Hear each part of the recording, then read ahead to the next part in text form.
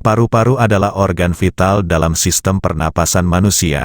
Saat terjadi gangguan di paru-paru, Anda bisa mengalami gejala seperti sesak napas, batuk terus-menerus, atau napas pendek disertai mengi. Berbagai macam penyakit dapat menyebabkan gangguan pada paru-paru, dengan gejala dan tingkat keparahan yang berbeda. Agar bisa mengantisipasi bahayanya, simak ulasannya lebih lengkap di Resep Dokter hanya di TV Pare on YouTube channel.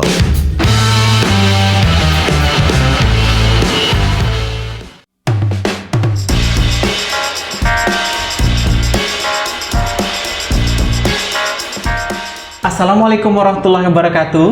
Apa kabar pemirsa TV Pare? Alhamdulillah, kali ini kita akan membahas tentang penyakit paru. Tahu tidak apa penyakit paru itu? Ya, kali ini dalam acara Resep Dokter kita akan membahas tentang penyakit paru. Bagaimana menjaga kesehatan paru-paru kita. Saya Suljaya Patahudin, inilah Resep Dokter.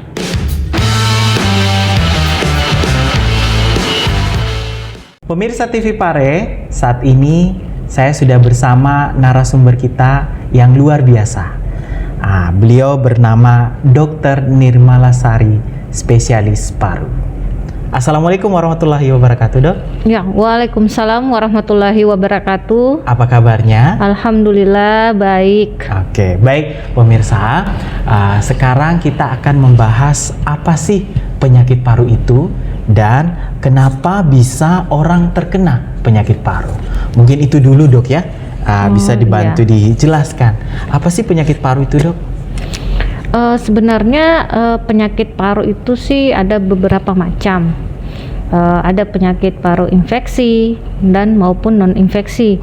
Adapun juga penyakit paru yang disebabkan akibat kerja.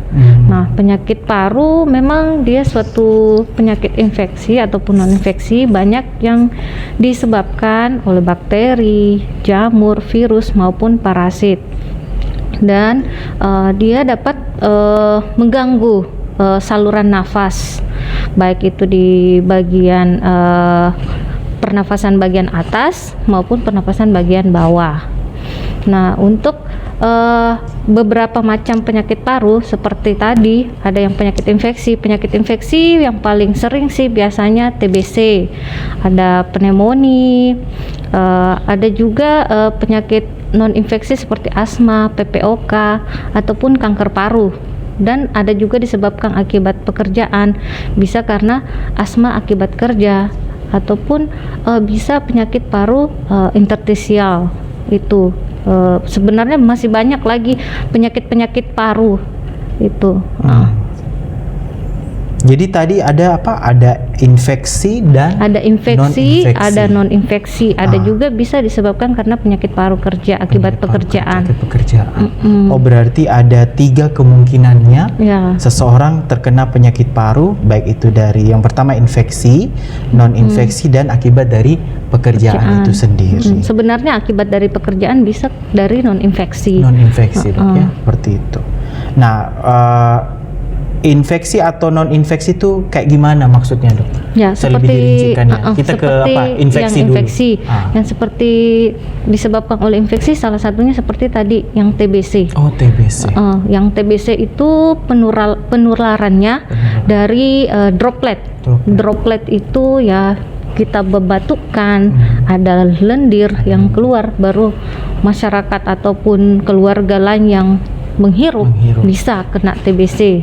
Namun tidak serta-merta jika terkena atau dia hirup yang dia droplet tadi tidak serta-merta langsung kena infeksi begitu. Karena ada di udara itu bisa berjam-jam timbul kumannya. Begitu. Berarti tidak langsung kena dikatakan infeksi, tapi ada dulu proses di udara yang kemudian mengena ke kita. Kalau TBC. Salah satu contoh TBC dari infeksi. Ya. Kalau non-infeksi itu kayak gimana? Kalau non-infeksi bisa karena kanker paru, bisa karena asma, bisa juga akibat misalnya PPOK, penyakit paru lama atau penyakit paru menahun. Seperti itu. Termasuk kanker paru. Iya, termasuk kanker paru yang non-infeksi. Berarti jenis-jenis penyakit paru itu ada infeksi, Ada infeksi dan non-infeksi. Non-infeksi. Ya, luar biasa. Kemudian, nah, tadi kita sudah tahu bahwa infeksi seperti turunannya TBC, Ya, pneumonia dan segala macam. Pneumonia. Terus Ya. susah sekali pemirsa. Bisa bronkitis. Kemudian, ya bronkitis termasuk. Itu Bronkitis, infeksi. bisa, infeksi. Oh, turunan dari batuk itu semua, Ya, Dok, ya. kan Seperti kalau itu. penyakit paru itu gejalanya hampir mirip semua. Hampir Semua mirip. Baik infeksi Dari maupun infeksi non-infeksi. maupun non-infeksi. Rata-rata batuk, sesak nafas, kadang nyeri dada, itu gangguan di saluran nafas. Kalau di gejala sistemik atau di luar saluran nafas itu bisa demam, menggigil, iya keringat malam. Bisa dari penurunan berat badan juga, penurunan berat iya badan nafsu yang makan drastis, kurang. iya. Apalagi Berarti yang kanker paru. infeksi ini, Dok, kebanyakan gangguan dari luar ya yang menyerang tubuh kita. Iya, Seperti itu tadi, apa, bakteri yang ada di udara, orang yang Bakteri, sudah batuk, TBC, kemudian terhirup sama kita itu kan dari luar semua kan? itu Akhirnya dari terhirup. dalam. Oh, dari dalam. Kan di dalam saluran nafas kita itu, dalam paru itu memang sudah ada kuman TB. Namun ada dibilang tidak aktif, Tidak aktif. dorman. Kumannya sementara masih tidur ceritanya. Iya, masih tidur. Tapi kalau misalnya sistem imun kita turun, nah sama kita Kuman itu bangunkan akan kumannya. bangunkan. Begitu. Berarti sudah ada memang kuman dalam tubuh manusia itu. Iya, sudah ada. Semua orang, Kita dokter. semua. Berarti tidak boleh dibangunkan kuman Nah. itu. Bagaimana caranya supaya tidak dibangunkan itu kuman itu? Ya, Imun kita harus imun kita diperkuat. harus bagus. Jadi pemirsa, ada satu kuman di dalam tubuh kita yang tidak boleh dibangunkan, harus terus tidur karena ketika dia bangun Ketika itu dia berbahaya. bangun aktif, wah itu berbahaya. Berarti kuman ini harus dijaga dengan imun. Ya, dengan imun. inilah Kalau istilahnya pertahanan tubuh ya, kita bisa melawan, bisa melawan, kuman ini bagus. tidak akan hidup. Tidak ya. aktif. Jadi itu tadi penyakit paru infeksi. Nah, sekarang penyakit paru non infeksi. Salah satunya asma. Ya. Nah, why, Dok? Maksudnya kenapa orang bisa kena asma dan kenapa dikatakan non infeksi? Begitu. Non infeksi karena asma kan tidak disebabkan oleh bakteri. Nah, ini asma dia merupakan suatu apa namanya? Gejolak apakah? Kalau penyakit asma ini dia sifatnya reversible. Dia penyakit ada genetik biasanya atau dari sejak kecil. Kalau penyakit asma ini, dia timbulnya seperti gejalanya sesak, dada terasa berat, kadang juga disertai dengan batuk, begitu. Tapi penyakit asma yang dimaksud ini bukan persoalan kalau kita lagi olahraga atau jogging kan kadang itu sesak. Oh, bukan. Itu bukan dikatakan asma begitu, Dok, ya? Kalau jogging baru atau Kan olahraga itu apa, sesak itu mungkin kan? kecapean itu atau tidak tergolong ngos-ngosan. asma maksudnya. Bukan tergolong asma. Oh, begitu, luar biasa. Tapi ada juga asma Akibatkan? diperberat oleh exercise akibat latihan. Kalau memang kita penderita asma, makanya pada penderita asma itu jangan berolahraga yang terlalu berat. Oh, tidak disarankan. Iya, tidak disarankan. Jadi pemirsa TV Pare ingat yang menderita penyakit asma sangat tidak disarankan untuk berolahraga yang berat ya. Jadi harus olahraga ringan saja. Karena nanti itu juga sangat bisa pemicu ya, seperti itu, Dok.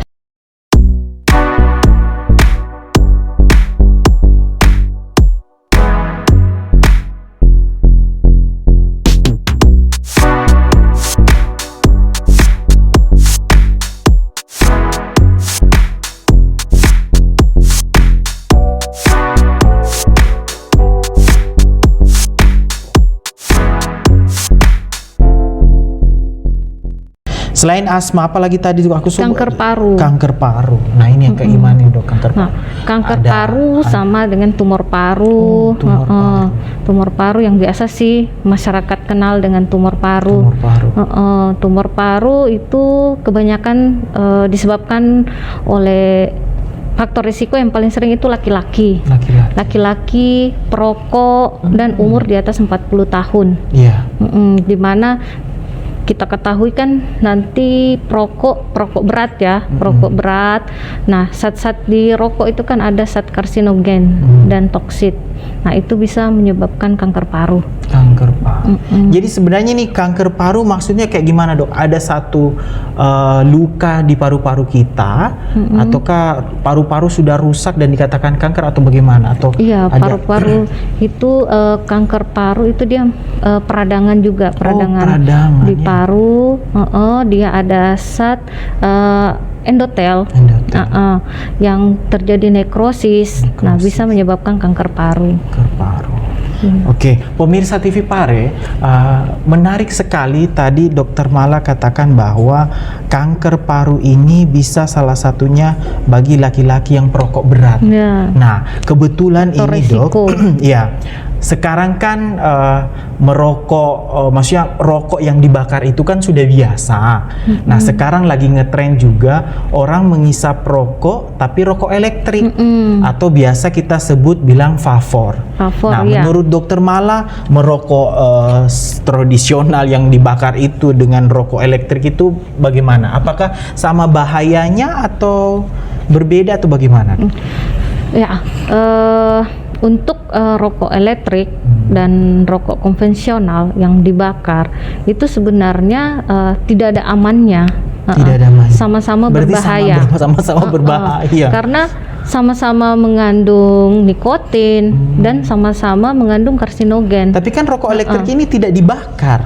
Iya, tapi kita ketahui bahwa rokok elektrik dia kan menghantarkan aerosol atau uap, dan itu dipanaskan. Nah, dari uap inilah yang mengandung zat-zat kimia atau karsinogen.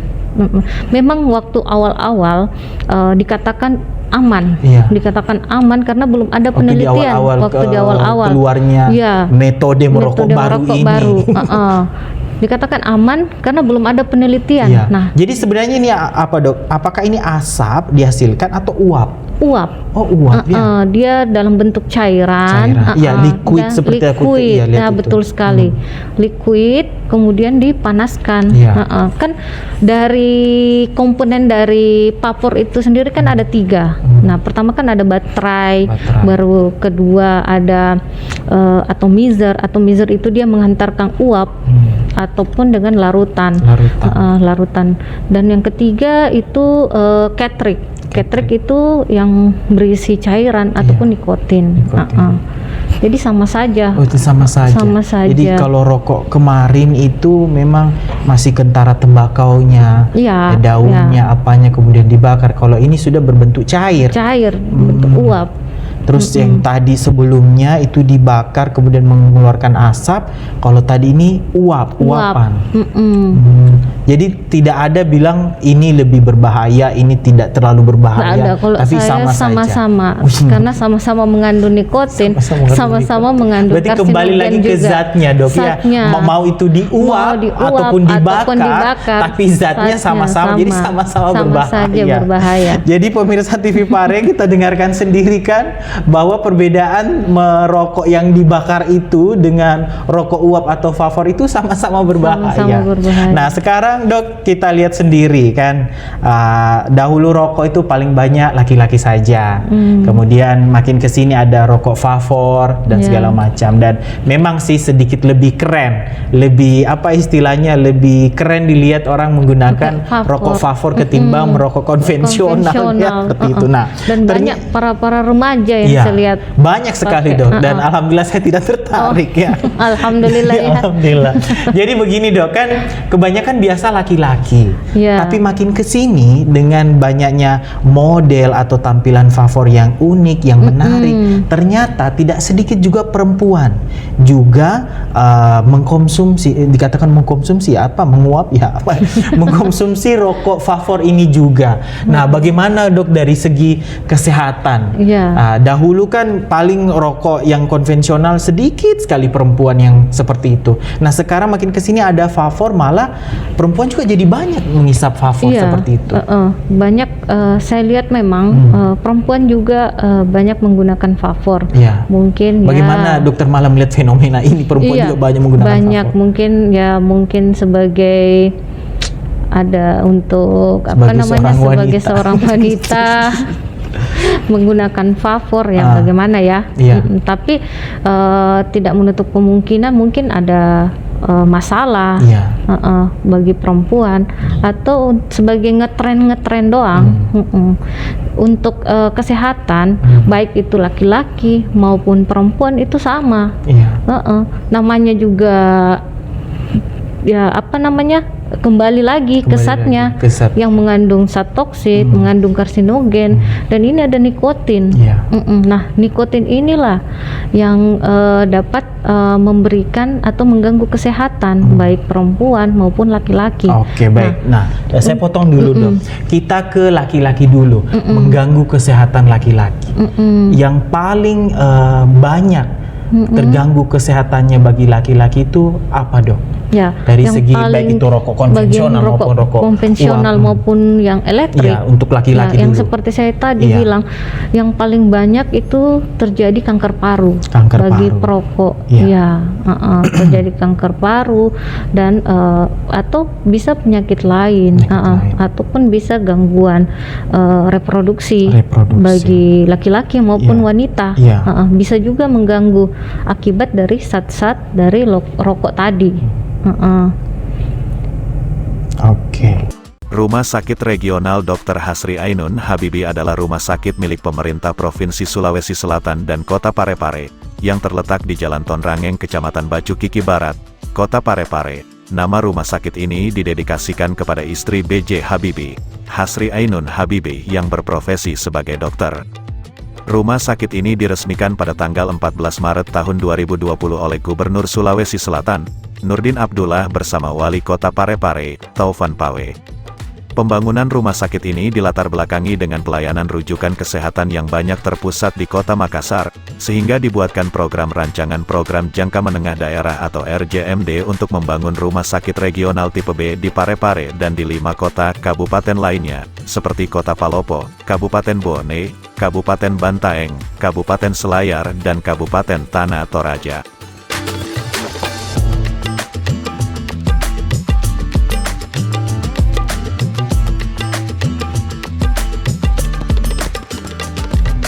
Rumah sakit ini terdiri dari 7 lantai dengan ketersediaan tenaga medis dokter berjumlah 66 orang, terdiri dari 46 dokter spesialis dan 20 dokter umum. Pasien pertama diterima pada tanggal 26 Februari.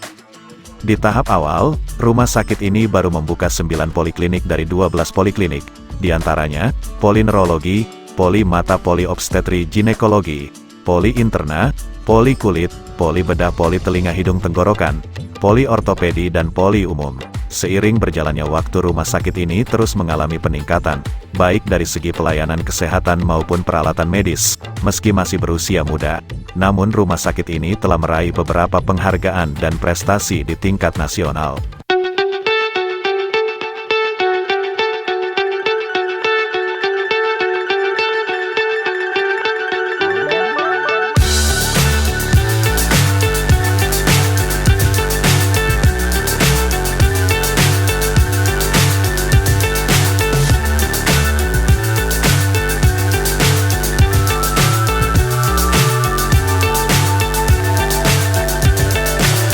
So high I'm hypnotized.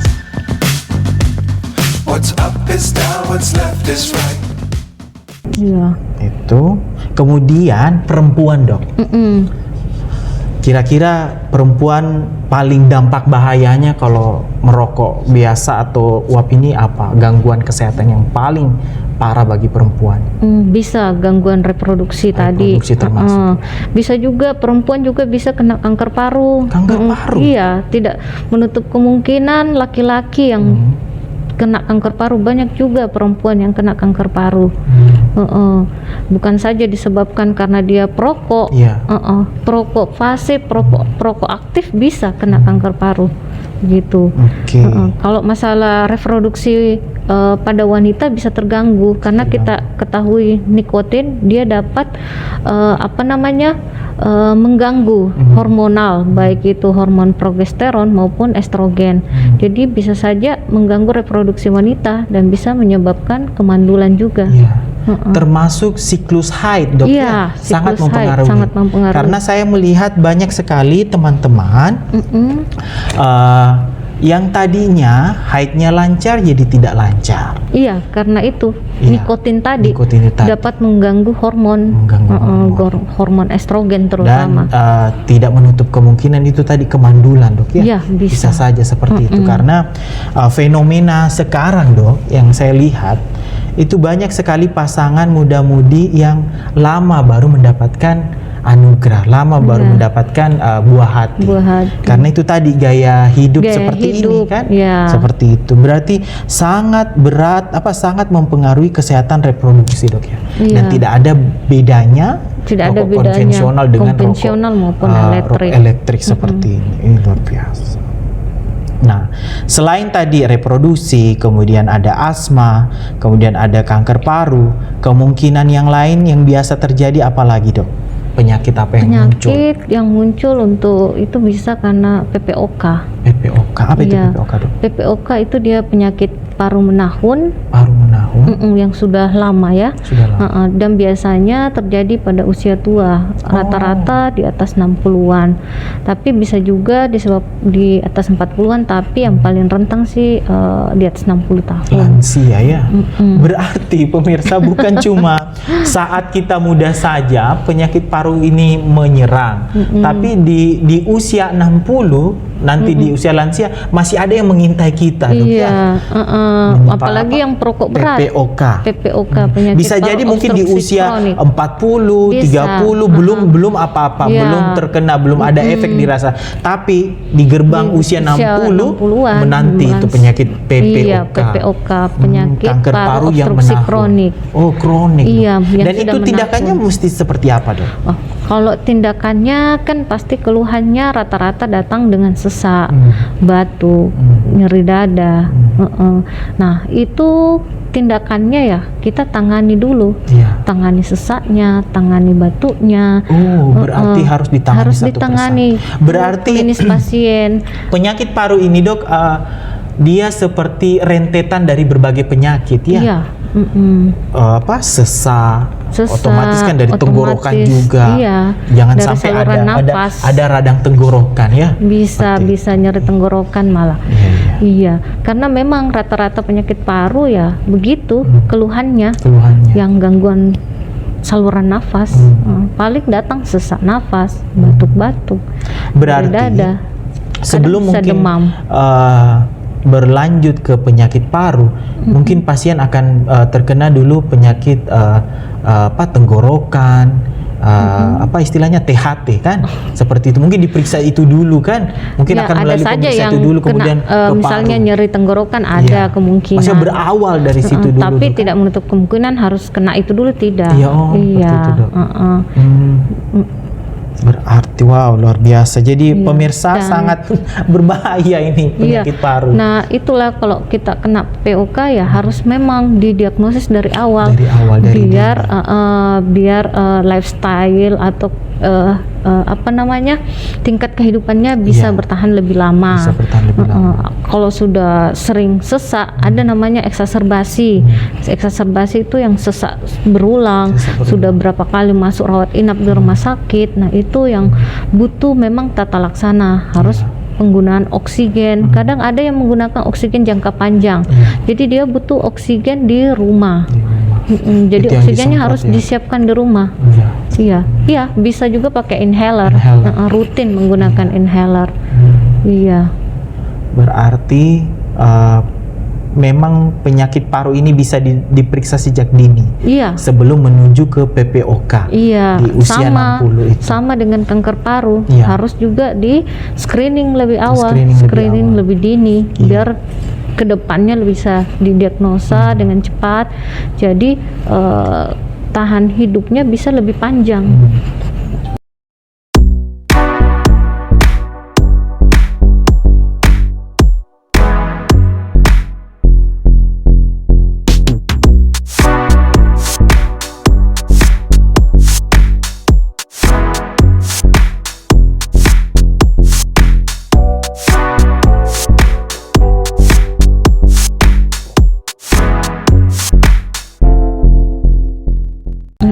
penyakit paru yang paling ringan, artinya sebelum penyakit paru yang lebih parah, itu yang paling ringan itu apa dok? Yang bisa istilahnya kita ambil tindakan jika saya mau pergi periksa deh. Sepertinya ada gejala atau tanda saya bisa kena penyakit paru. Ya, itu apa seperti gejala ISPA, infeksi saluran pernapasan Infeksi pernapasan. akut. Seperti apa itu reaksi atau kondisi orang ISPA itu kayak gimana? Dok? Sama, batuk-batuk Oh, juga. batuk-batuk juga. Namun kadang kalau pasien yang kanker paru rata-rata biasa datang itu jika sudah kondisi berat ataupun sudah stadium-stadium lanjut.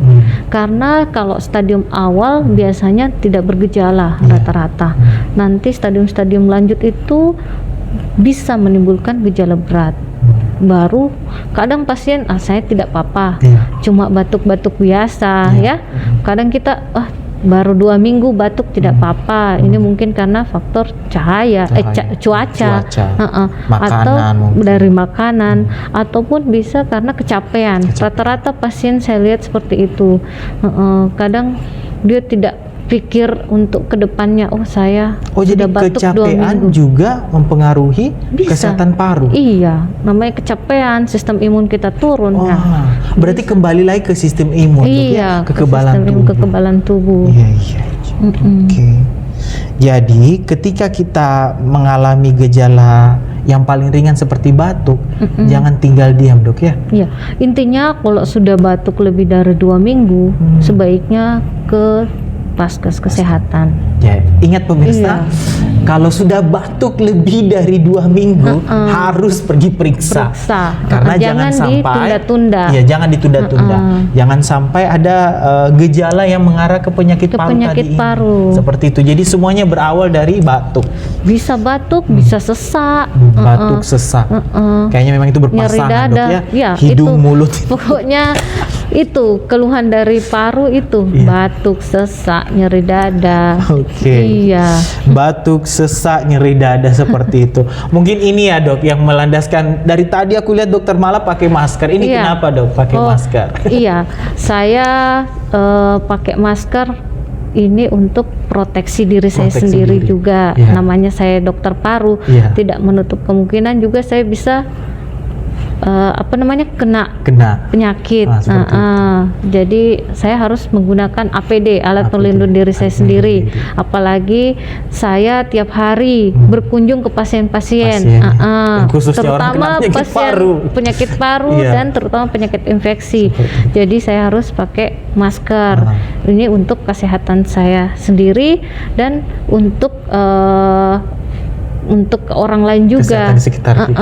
Betul sekali. Karena saya kan sering kontak sama pasien infeksi, jadi saya harus menggunakan masker. Artinya kasihan kami yang tidak pernah kontak kemudian kontak dengan dokter menjadi penyambung seperti itu. Jadi pemirsa sangat mencerminkan sekali dokter Mala dalam memang spesialis paru karena proteksi dirinya tuh luar biasa. Artinya walaupun masa-masa pandemi kemarin sudah lewat, tapi kita harus tetap proteksi seperti itu. Banyak sekali pelajaran yang kudapatkan hari ini dok tentang penyakit paru, apalagi soal rokok elektrik itu tadi sendiri. Ternyata sama bahayanya rokok konvensional yang dibakar dengan uap-uapan seperti itu, karena kembali lagi ke zatnya itu dok ya, seperti itu. Nah baik pemirsa TV Pare, saya rasa cukup sekian pertemuan kita hari ini dalam acara Resep Dokter yang membahas tentang penyakit paru. Nah sebelum kita mengakhiri pertemuan ini, kita persilahkan Dokter Mala untuk memberikan pesan-pesan untuk kita semua bagaimana menjaga kesehatan paru kita. Silakan dok. Iya, terima kasih sudah diberikan kepercayaan pada siang hari ini. Pesan saya sebagai dokter paru, jagalah paru Anda, dengan cara berhenti merokok. Kita berhenti merokok itu bisa mencegah terjadinya kerusakan pada paru, terutama kanker paru. Jadi bagi yang tidak perokok, sebaiknya tidak mencoba untuk merokok. Itu demi kesehatan kita dan demi kesehatan keluarga kita. Kalau kita perokok, otomatis bisa saja keluarga kita juga kena penyakit. ya, karena bukan penyakit yang bukan perokok pasif saja yang bisa kena penyakit, perokok aktif juga maksud saya perokok aktif, bukan perokok aktif saja yang bisa kena penyakit, tapi perokok pasif juga yang bisa kena penyakit. Di sekitar kita misalnya Kak Jaya merokok, otomatis bisa saja saya juga kena karena saya menghirup juga asapnya, ya. Jadi saya sarankan bagi perokok berhenti, dan bagi yang tidak merokok jangan sekali-kali mencoba untuk merokok, ya. Dan gunakanlah alat pelindung diri seperti masker, seringlah mencuci tangan. Sering mencuci tangan apabila sering bersentuhan atau berjabat tangan dengan orang lain, sebaiknya kita lakukan cuci tangan rutin, dan sering menggunakan masker jika berpergian ataupun di tempat pekerjaan, terutama di pabrik-pabrik, kerja di pabrik-pabrik sebaiknya menggunakan masker. Ya, itu mungkin dari saya. Assalamualaikum warahmatullahi wabarakatuh. Baik pemirsa, demikianlah cara resep dokter kita kali ini. Mudah-mudahan apa yang kita sharingkan hari ini sangat bermanfaat untuk kita semua, dan teruslah bersemangat menjaga kesehatan kita. Saya Suljaya Patahudin undur diri dari acara Resep Dokter. Assalamualaikum warahmatullahi wabarakatuh.